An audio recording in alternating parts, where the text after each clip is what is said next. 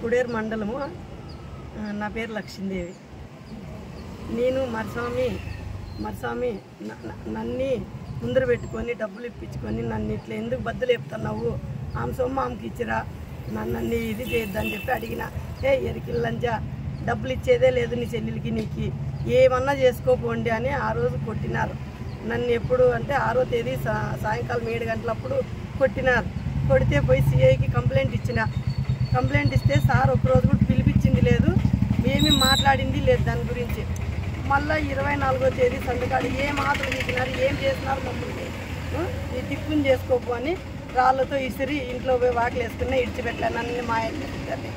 మళ్ళీ నిన్న వచ్చి కంప్లైంట్ ఇచ్చినాము 25వ తేదీ. ఇస్తే రమ్మన్నాడు కానీ సిఐ సార్ ఏమన్నా చేసుకోపోండి పోయి అని నిన్న, ఏమన్నా చేసుకోపోండి బయటికి పోయి మీరు అని అన్నాడు నిన్న. బోయిన్లో మరస్వామి, సుకన్యమ్మ భార్య, కూతురు, బిడ్డ, ఆ సుకన్యమ్మ తమ్ముడు 5 మంది 6వ తేదీ అట్లా చేసినారు. మళ్ళీ 24వ తేదీ సంగప్ప పెండ్లాము వాళ్ళిద్దరూ చేసినారు. ఆయన 6 లక్షల చిల్లర ఇవ్వాల. ఎవరు అంటే మరస్వామి అని ఆయన. ఈయన వచ్చి 3 లక్షలు ఇవ్వాల. నోట్ రాసి ఇచ్చినారు. నేను ఇప్పించినాను సార్, నావి కాదు, మా చెల్లెలతో ఇప్పించిన. కులం పేరు లంజా, ఎరికిల లంజా, నీ దిక్కుంతో చెప్పుకోపో, నీ ఇష్టం వచ్చింది చేసుకోపో, ఏం తెంచుకోలేవు మావే అంటున్నారు.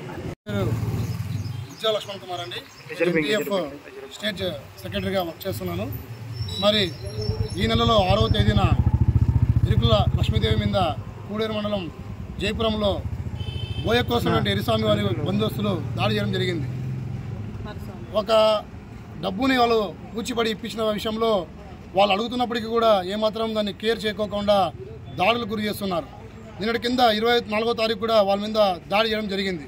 ఈ తరుణంలో వాళ్ళు కూడేరు మండలం పోలీసుల్లో కంప్లైంట్ ఇస్తే సిఐ గారు బోయ శివరాములు గారు గతంలో 2 టౌన్లో కూడా పనిచేసి వెళ్ళారు. వారైతే ఆ కేసుని చూడడం కాదు కదా, కేవలం కాగితాన్ని కూడా చూడడం నేను ఇష్టపడడం లేదు. మరి ఎందుకు ఆ విషయం సార్ వారే తెలిసేయాలి. మరి ఎన్నిసార్లు స్టేషన్కి వెళ్ళినప్పుడు కూడా కంప్లైంట్ రైజ్ చేయడం లేదు.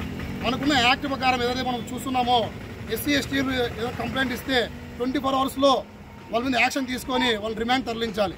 ఆల్రెడీ సుప్రీంకోర్టు కూడా దీనిలో జోక్యం చేసుకొని ఎస్సీ ఎస్టీ కేసుల్లో మీరు జపం చేయకండి, వెంటనే యాక్షన్ తీసుకొని చెప్పినప్పుడు కూడా ఈరోజు పోలీస్ యంత్రాంగం కానీ అధికారులు కానీ నిర్లక్ష్యం చేస్తున్నారు.